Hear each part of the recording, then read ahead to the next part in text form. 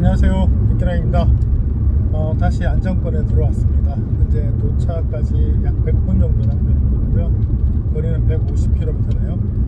20분 정도 여유가 있어서 조금 이제 안정을 찾았고 정속 주행 중입니다. 자, 이번 주제는 저는 또 IT 주제로 좀 넘어와서 요즘 인공지능 얘기를 좀 해볼까 하는데요. 다들 요즘 챗GPT다, 제민이다, 클로드3다 여러가지 생성형 AI를 보시면서 거기에 이제 충격받으시는 분도 많고 그걸 활용해서 다양한 활동을 하는 분도 많을 거라 생각을 합니다. 문제는 그 작업을 하면 할수록 느껴지는 게 과연 인간이 할 수 있는 게 무엇일까, AI가 못하는 게 뭘까를 놓치는 것 같아요. 예를 들면 저도 음악도 만들어 보고요, 슬라이드도 만들어 보는데 만들 때마다 두 가지 마음이 들어요. 어느새 또 여기까지? 얘네 지금 업데이트 한다고 얘기를 잘 안 해줄 때도 많아요. 알고리즘 상에서만 개선되는 것들은 잘 얘기하지 않거든요. 예전에 우리가 소프트웨어 같은 거 빌드 이렇게 얘기해서 올라왔다 이렇게 알람을 줬는데 얘네들은 그런 게 별로 없는 것 같아요. 아무튼 그런 작업들 때문에 어제 되던 경우는 안 되는 것도 있지만 어제까지는 잘 안 됐는데 오늘은 잘 되는 경우도 꽤 있어요. 쓰다 보면 나아졌네 이렇게 하고 넘어가는 거죠. 근데 두 번째로는 이제 워낙 또 치열하게 경쟁을 하면서 개발을 하다 보니까 제가 보기엔 좀 보편한데 온갖 능력들을 다 탑재하기 시작을 하는 거예요. 물론 이제 데이터가 있고 이제 그걸 활용을 해서 머신러닝, 딥러닝을 하고 그걸 또 활용할 수 있는 인프라가 생기고 하다 보니까 그 논리면 뭐 하겠어요. 수익 모델 찾기 위해서 다양한 걸 해봐야지. 그런데 이제 그러다 보면 사람들이 설 영역이 없어지는 거죠. 그래서 저도 작년 챗GPT 쓰기 시작하면서부터 지금까지 계속 고민에 빠져 있는 게 그래요. 얘네들이 뭘 잘할까, 어디까지 갈까, 또 그 반면에 뭘 못할까. 전 그 중에 하나, 제가 이제 인공지능 강의할 때 항상 빠지지 않고 하는 강의 내용이 하나 있어요. 그러면 인공지능의 핵심 요소가 뭡니까? 라고 물었을 때 저는 세 가지를 얘기하거든요. 첫째로는 빅데이터, 두 번째는 이제 머신러닝 같은 할 수 있는 알고리즘, 세 번째가 컴퓨팅 파워인데 현실적으로 볼 때 우리가 할 수 있는 게 없어요.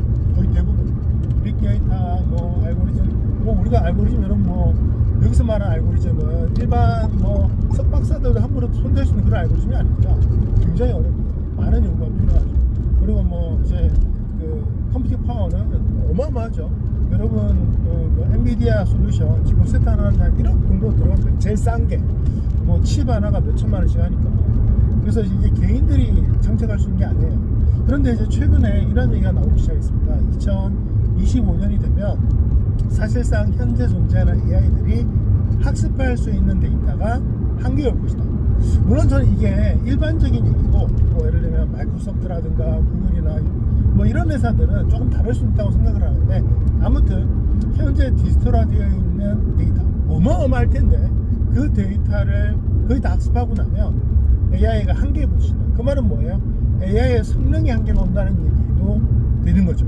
그래서 2025년이 넘어가면 뭐가 중요할까? 결국은 데이터의 싸움이 시작되지 않을까 생각을 합니다. 예를 들면 아직 학습되지 않은 나의 데이터, 저도 상당한 데이터를 갖고 있거든요. 제 개인적인. 그래서 그 데이터를 바탕으로 누군가에게 자료를 제공해 주기도 하고 제가 자료를 만들 때 검색을 해서 사용하기도 하는데, 현재 이 데이터는 제가 비록 유료로 여러 가지 서비스를 쓰고 있지만 대부분의 AI 서비스가 이 데이터를 학습하고 있지 못해요. 또 하면 안 되죠. 당연히 제 거니까.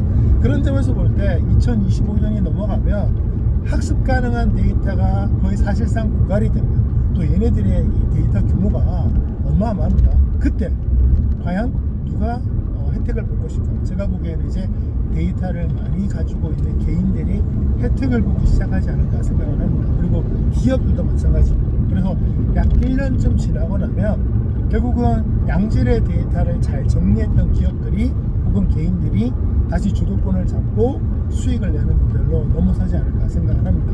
물론 이건 저만의 예측이고 아직 이런 식으로 될 것이다라는 전망이 많지는 않습니다만, 사실상 학습 가능한 데이터가 줄어들면 이제 더 이상 학습을 못하잖아요. 그러면 이제 알고리즘 분야에서는 기존의 데이터를 가지고 정확성을 높이는 작업을 할 거고요. 컴퓨팅 파워를 어떻게 하면 낮출 것인가 고민할 것이기 때문에 그런 점에서는 남은 건 데이터 싸움이 되는 거죠. 근데 이 데이터가 이제 인공 생성을 통해서 만들어진다 하더라도 이 데이터를 만드는 알고리즘도 기존의 모델을 통해서 만든 거거든요. 결국은 기존 모델에 유사한 데이터를 만들지만 이 알고리즘이 그대로 유지됐을 때 성능을 높일 수 있는 뛰어난 데이터는 없게 되는 거죠. 그 점에서 볼 때 이런 데이터를 갖고 있는 기업과 개인은 굉장히 큰 기회를 맞을 거라 생각을 합니다. 그 점에서 뭐 돈이 많다면 저는 뭐 제가 엔비디아 제품 몇 개 정도 구입해서 중소기업용으로 한번 서비스해보고 싶은 마음이 있어요. 예전에도 제가 뭐 바이오 컴퓨터라든가 양자 컴퓨터 이런 것들 뭐 돈만 있으면 사서 사람들한테 테스트 해보게 하고 뭐 렌탈해서 충분히 가격을 매겨서 저는 될 거라 생각했는데 요즘은 그런 서비스 다 클라우드에서 하고 있죠. 그 점에서 볼 때 앞으로 우리가 더 건들 수 있는 영역은 어떤 영역에서 굉장히 품질을 높게 만들 수 있는 어떤 그런 데이터를 가진 것이 아마 핵심이 되지 않을까 생각을 합니다. 그 점에서 뭐 새로운 아이디어가 있다면 여러분들이 저한테도 좀 알려주십시오. 제가 보기에는 데이터가 중요하다. 다시 이 시절로 돌아갈 것 같아서 저는 요즘 데이터에 좀 더 포커스를 만들고 있습니다. 예를 들면 교육용 데이터. 사실 교육용 데이터가 없어요. 다 보면 데이터가 너무 커요. 근데 뭐 데이터 지금 처음 배우시는 분들한테 100만 건이 들어있는 파일 몇십 메가짜리 던져버리면 컴퓨터 안 돌아갑니다. 로딩도 안 되고. 그래서 50개, 100개라도 그 교육에 특화된 어떤 데이터를 잘 만들어줘야 이게 단계별로 올라가거든요. 그런 점에서 볼 때 그런 데이터들을 갖고 있거나 만들어 놓은 사람들이 교육에서 유리한 고지를 점유하겠죠. 그래서 저는 그런 작업들도 많이 하고 있습니다. 그래서 지금 우리가 앞으로 이제 인공지능 시대를 살아가야 되는데 인공지능에 대해서 빨리 접해보고 연습해보는 것도 중요하지만 얘를 이기거나 대비하는 것도 중요하기 때문에 그 점에서는 데이터에 좀 더 포커스를 맞춰보시면 어떨까라는 생각이 드네요. 여러분들이 인공지능에서 모두 다 지기를 바라지 절대 않습니다. 최소한 맞설 수 있기를 바라고요. 딛고 일어서서 더 멋진 성과를 내기를 바라기 때문에 그런 고민들 하는 과정에서 저희 이야기가 조금이라도 도움이 되었으면 좋겠습니다. 감사합니다.